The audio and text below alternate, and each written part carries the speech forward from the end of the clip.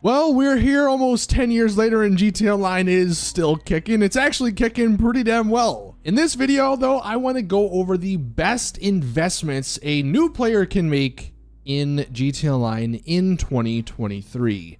Rockstar's added a bunch of stuff over the years, but there's definitely some things that are good, and there are some things that are not so good. And in this video, I'll be going over 5 of the best investments you can make as of early 2023. So if you don't want to waste your money, this is the video for you. Obviously, this is not really for people who've been playing the game for a while. You probably have most of this stuff, but every year I do like to take a look back at GTA Online and give updated guides and tips on the best way to play the game for newer players, because again, the game is still selling. Newer players are coming in to the game. Now, these are in no particular order, but they're all really good. The first thing, though, that you should be saving your money for, an agency. This provides quite a bit of stuff. It's actually probably one of the most useful properties in the game. And in my opinion, it is hands down one of the best investments you can make. You get so much stuff. You get payphone hits, you get security contracts, you get the Dr. Dre mission, you get to sleep with Chop in your bed, which is awesome. You get Amani Tech, which if you don't know, allows nobody to ever lock on to your vehicles. It also gives you some armor, so your vehicles don't blow up as easily. It allows you to get some discounts on certain ammunition weapons. And of course, it brings back Franklin. Now, I believe the Dr. Dre mission, it's a mini heist-esque mission. I believe it ends up paying close to $1 million. So it's not a crazy amount, but that's still pretty decent for what it is. There's also the security contracts, which some of them are pretty tedious. There's definitely some that you should do over others, but they pay out a decent amount if you actually do enough of them. If you do 200 of them, which is a lot, but if you get to 200, you get a pretty decent passive income by just playing the game. You'll accumulate money. It's free as long as you're playing. And then you also get payphone hits, which are pretty fun. They're actually probably one of the better free mode events Rockstar's added to the game. You can call up Franklin. He gives you these payphone hits. Sometimes they pay close to $100,000, and they're really easy to do. So the agency provides quite a bit of money making opportunities, and the Amani Tech is another huge benefit. It's unfortunately only on a handful of cars, but the cars it is on, I mean, I use them all the time. You don't get locked onto Oppressor Mark II people, jets. None of them can lock onto you. Most of the cars have some decent armor, so you're not getting blown up in one shot. I believe if you actually call Amani through your phone, she has a pretty cool feature where you're sort of off the radar, I believe, in a certain area. So there's just a lot you get with the agency. That's why I would say it's definitely one of the best investments you can make in GTA Online. The second thing, the Kasaka. This, of course, is how you get access to the Cayo Perico heist. Now, I will just say in 2023, the Cayo Perico heist isn't as good as it used to be, but it does still pay the most if that's all you care about. Rockstar did make it slightly harder. It is slightly more annoying, so that is unfortunately something you're gonna have to deal with. But the Cayo Perico heist definitely still pays out the most. You can do it solo, which is awesome. The Kasaka itself is a pretty awesome vehicle. It has crazy rockets that you can drive and fly around.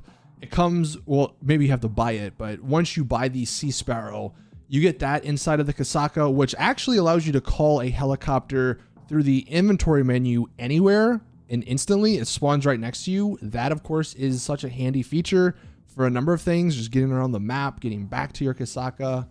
You can kind of fast travel with the Kasaka. It's only in the ocean, but there is I think it's like a $5,000 cost, and you can move around the map, and it does trigger a cutscene. So the Kasaka is definitely one of the other best properties to invest in the game. It's not that expensive either. I think it's only like $1.5 million, $2 million-ish dollars. So it's pretty good. Plus, it gives you access to one of the best NPCs in the game in Pavel. The third thing, and I wanted to throw this in here because it's not so much a money investment, it's more of a time investment, but the new Acid Lab, the new Brigade Custom 6x6, you can buy it if you want to, but you can actually just do the missions and get this for free. The missions probably take an hour or so, and you end up getting the Brigade 6x6 custom for free. This is the Acid Lab, the new business. And surprisingly, when you do the math, it's actually one of the highest paying passive businesses in the game. It does require a bit of a setup. Once you unlock it, or once you get the Acid Lab for free, you're going to have to do 10 of the missions to sort of get the upgrade for the Acid Lab. So you're making the most amount of money possible. But as far as after that is concerned, it's pretty easy after that. The missions themselves are pretty easy. The cell missions, you can do them solo.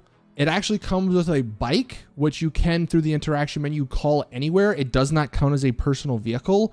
So that is handy for a number of things. If you don't want a helicopter like the Kasaka, or like the Sparrow with the Kasaka, you can get the bike from here and you can just drive around. It's a pretty nice looking bike as well. But here's actually the payout. You can see this is all of the businesses, but the Acid Lab, if you actually boost, is the highest paying one. And it only takes a couple of hours, which is a bit different compared to some of the other businesses, which take closer to like 11 hours to complete. The nightclub is at 20. But yeah, the Acid Lab is definitely one of the nicer businesses to have. It doesn't require too much money. It just requires a little bit of time. But I think it's definitely one of the better investments in GTA Online in 2023. The fourth thing, this one I think is pretty obvious, the Oppressor Mark II. I don't know if this will ever not be a great investment. You just get so much out of it. Obviously, you can grief with it. Don't do it. Don't be that guy. But you can if you really wanted to. This is great though if you are a grinder. Even if you're not, I think it's still pretty good. But if you're a grinder, it just makes life so much easier. You can get around the map a lot quicker. A lot of the missions you can do with the Oppressor Mark II, and it just makes them super easy. You just lock on to all the NPCs, blow them up. It's simple as that. Especially if you're doing like Kyle Perico setup missions, it makes those a breeze because you're flying all across the map. You just get on your Oppressor Mark II, you're good to go. Unlike a lot of the helicopters in the game, you can spawn this right next to you. If you have an MC, if you have a clubhouse, you can go to the interaction menu. It spawns right next to you. Also, if you use it enough and it becomes your favorite bike, it will actually auto restore your health.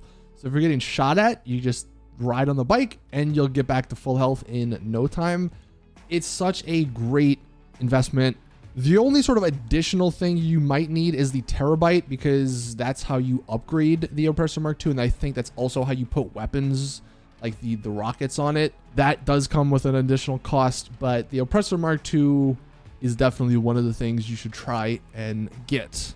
And then the fifth thing, this is something that, as of me making this video, isn't actually out, but once it does release, I think it's 100% one of the best things you can get: the 50-car garage. With this 50-car garage, everything's in one place. Before the 50-car garage, you'd have a certain car in this garage, certain car in that garage. You have to drive all the way back and forth. Having them all in one spot, having 50 cars in one spot, is going to be so useful, so helpful. Also, this is going to have the old 10-car garage interior, so the lighting is going to be great. There's going to be some customization options, I believe. But I personally think this is going to be one of the next things you should try and get. Instead of getting apartments, or instead of getting, I mean, I guess maybe you can go with a CEO office, but I don't like the lighting in there. The cars don't look that good. It's not the best for viewing vehicles. I think this 50-car garage is definitely going to be one of the better things to own. Just to consolidate everything. Instead of having a list of 28 different apartments and properties, you just have one with different levels. So that is my top 5 best investments of GTA Online in 2023. Let us know in the comments what you guys think, if you disagree or agree, or want to add anything to this list. That's going to do it for the video. Thank you all for watching. Please drop it a like if you did enjoy. Subscribe for more GTA content. And as always, I'll see you all in the next one.